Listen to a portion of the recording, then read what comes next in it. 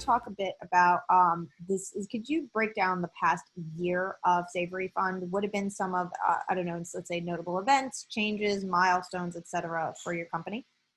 Yeah, from the fund side, and then Shauna can talk more from the operations side, but from the fund side, in the last year, we closed another 100 million. So we closed $100 million last year at the end of the summer. So right in the fall, we had closed 100 million. And then this year in 2021, we launched our second fund on January 1st, and we closed in May.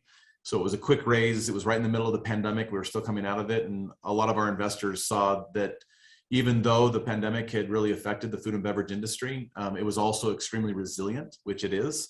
Those that are strong got even stronger through COVID, and that's what we saw as an investment team. And so we've deployed a little over $20 million of that money so far this year into two new great brands, one out of Miami called Pincho, and then one out of Arizona called Hash Kitchen. And so we've given a lot of work to Shauna and the performance team, working with our founders and our brands to get them ready for scale here in 2021. But one thing that we have seen and that we've definitely felt as a fund is valuations have definitely gone up on brands. There's a lot of heat in the marketplace, even though they're all up against the headwinds that we're all very aware of, from commodities to labor to just overall scale. It's a little slower than we all want because of the headwinds. We're still prevailing and we're still winning on a daily basis, but it has been something that we've definitely looked at very closely as to how we invest, when we invest, and how much we invest into the brands that we buy. Well, adding a little color to what Andrew shared, I think when I think about the last year, it has been like living in a post-war era. We have faced more challenges than even the COVID year presented to us. And I would dare say it's been the most challenging year I've ever seen in my career. We've had a lot of headwinds, as Andrew mentioned, but we continue to focus on the positive. And as Andrew mentioned, we added two new portfolio companies, Hash Kitchen and Pincho. And so that has taken a lot of our focus and a lot of excitement as well. We are so excited to have them join. And we continue to be disciplined during this time when, when everything is just a little, inflation is a little crazy and things are just feeling a little wonky, like the wheels are coming off a little bit.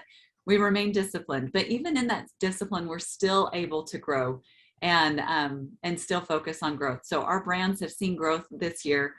We intended to grow faster and grow more, but some of the headwinds presented headwinds that prevented us from opening maybe this year. There'll be Q1 openings instead, but we've had supply chain issues. There have been, what everyone else is experiencing is what we are experiencing. But for us, the only reason those stores are not opening is simply because we cannot get materials in fast enough or teams in to build them quick enough. So we're focusing what we are able to control.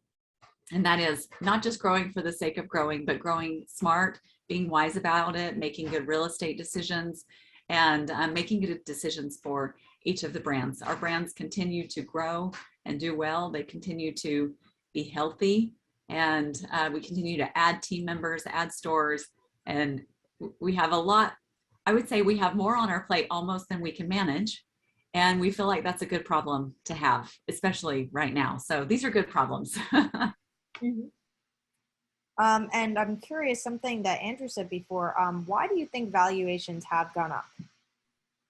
I just think that there's a lot of, every brand is looking at the larger scale restaurant concepts that have gone IPO this year. There's been unbelievable public offerings that have really been good for the industry. And then there's been a lot of activity between some franchisees buying larger groups of franchise stores because they have access to capital. The access to the credit markets is better this year than it was last year, of course. So all of that activity that's going on in the market creates a little bit of a hot jumping bean, right? Everybody's like, oh, it's all really good. There's a lot of commotion. There's a lot of momentum. And because of that, it artificially creates this larger valuation metric in a lot of founders' minds. And I understand why they feel that way, but still disciplined investing comes down to what makes sense. And a lot of the overvalued expectations that there are out there are not something that we fall suit to. I think there are other groups that do because they're caught up in the momentum of the industry, but we're seeing it as we're still making an investment in the long run, and we want to make sure that we make a disciplined investment. So a lot of what's going on in the market right now doesn't really change the way we feel about how we invest. Mm-hmm. So this is for either one of you. What are you most proud of over this past, as Shauna, as you said, this very challenging year? Oh boy. That's a hard one. What am I most proud of? I look at the work that has been done by the team, and I guess it seems very simple, but I'm just so proud that we are still here, that we are thriving. We're not just surviving, but that we are actually able to thrive in this kind of economy, and that our teams continue to show up, that our brands continue to show up. And as simple as it may sound, I'm just so proud that that we're still serving customers, and that we still have customers walking in our doors. I mean, at the end of the day, for us in our business, it is about those customers who walk in our doors, and that's what I'm most proud of. Mm-hmm. What about you, Andrew? I would say ditto to what you just said, but I would say, looking at what Shauna and the team have done, you know, when things are rough and you have a lot of headwinds, it's really fun to stand on the sideline and watch how a team galvanizes together. They literally help one another make good decisions, pivot when they need to pivot, make decisions extremely fast. I mean, things are happening at such a cataclysmic rate right now in the industry that you have to move and shuck and jive just as fast to stay ahead. And this year we look at our portfolio companies, and despite all of the headwinds that we've seen, like Shauna said, we have thrived as a portfolio. All of our brands are increasing sales over 2019 and 2020. So not only over 2019, but 2020. And some of our brands actually were positive same-store sales all through 2020, and it continued through 2021. So I just look at them having the winning attitude, but also the fight that they have in them every day. It's inspiring for me. So I like watching how the team, meaning the Savory management team, but also each of the company's leadership teams in our portfolios, how they really galvanized and fought to win as well. You know, we have 3,500 employees right now, and we have leadership teams above all 7 of our brands. And I would say that all of them, they were winning this year, which was really fun to watch. That's great. Now, obviously, there's no shortage of private equity firms working with restaurants. And how would you describe your approach to investment, and how is it maybe different than other folks out there?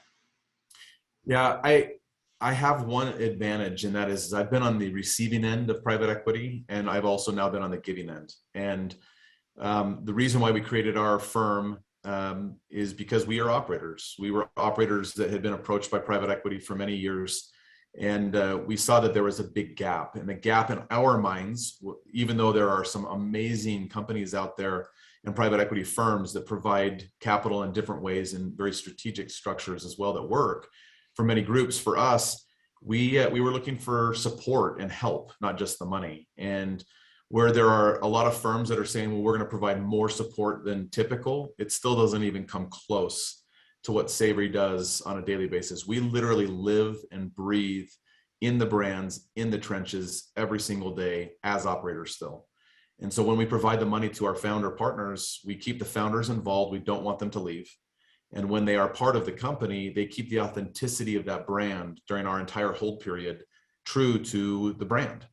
And with that, we also have Shauna's team of the 65 amazing veterans that have been doing this for several decades now, that are in the trenches with our companies, our portfolio companies. So it's very different. And we also focus on the brands that are typically looked over. Brands that are 3, 4, 5, 6 units, they're typically not on the radar screen for most of our competition. If you would say that there's competition out there for Savory, we write checks between $4 million and $15 million, where that would be too small for a lot of firms. So those are a few of the things that stand us definitely away or apart from our colleagues in the industry of private equity. And it doesn't mean that there's not more and more getting into this segment, but I would say Savory is definitely standing out on its own, on an island, with very little competition. Can you give me an example? Maybe this would be a good question for Shauna, of how this in the trenches approach kind of affects how your business runs on an everyday basis and makes that and makes you kind of like stand out from the other from Oh yeah, everybody. absolutely. Well, there was a moment back when we first got started. I remember saying something like, "We put the fun in funding," and the team, the private equity team, all laughed at me. But I do feel like there is such a difference between when there is a partnership, and I think there are other funds who are trying to do something similar. But the partnership being that we try to make decisions as a partnership, and what's good for the brand is good for the fund. And just thinking about even Pincho right now, I remember we met Otto a couple years back, and he is the founder. And I remember him wanting to become a savory brand, and there were a few things that he needed to do in order for it to be a right fit for all of us. But here we are now. We've been partners now for, gosh, over 3.5 months. And the first thing we said was, Otto, what are the things that you've held back on doing, but that you've wanted to do? And he said, well, I want to build sales. I want to get sales up, and I want to do all of these things. And he was ready to pull the sales lever. And so instead of doing that, we said, okay, let's step back from this, and let's think about what that customer experience is going to look like if we shove all of these customers inside of our doors. What's the wait like? What's the consistency of the food? What's the customer experience going to be like? So how about we focus on that first, and then we'll build sales, and then we'll bring the customers in. And it was amazing how, I mean, his mind was blown. He was like, seriously, you don't want me to pull the sales lever right now? Isn't that your job?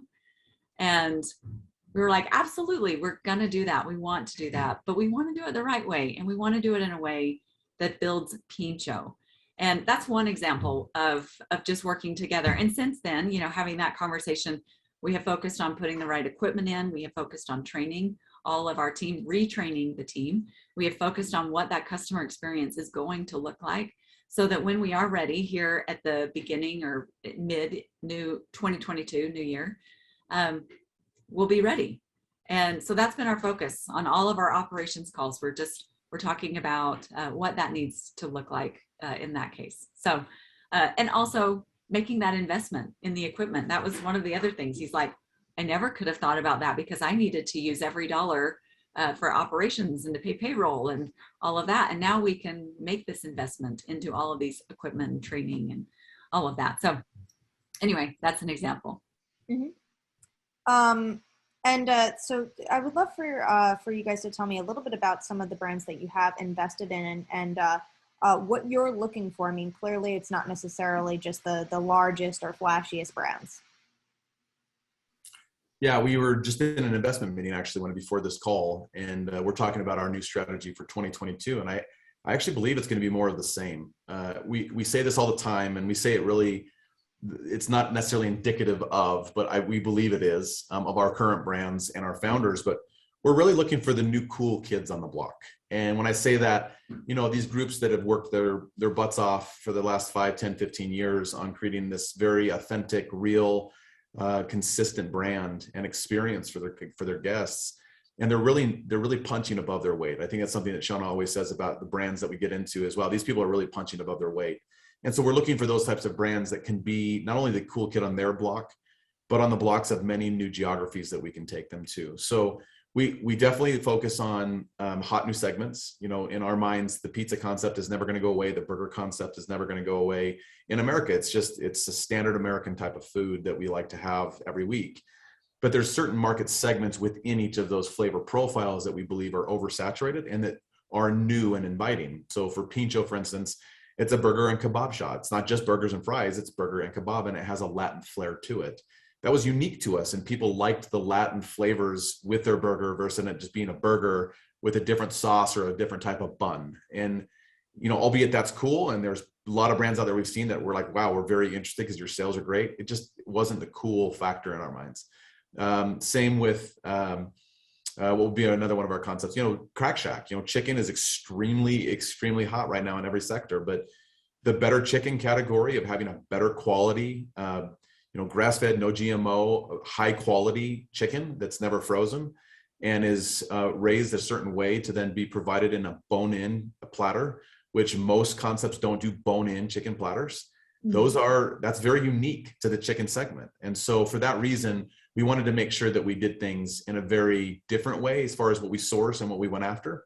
And because of that, we're going to continue to do a little bit more of the same. So we're looking for Asian, we're looking for concepts that would be possibly in the Thai category as well. We like Italian still. We think Italian is very interesting to us in a fast casual format, maybe even a casual dining format that can compete with some of the larger national brands that have gotten a little tired in our minds. So we're looking for the new cool kid on the block is essentially what I'm saying. Mm-hmm. How do you think the needs of the restaurant industry have changed from a funding perspective over the past year or two, let's say in this post-pandemic era, and how are you guys trying to keep up with that?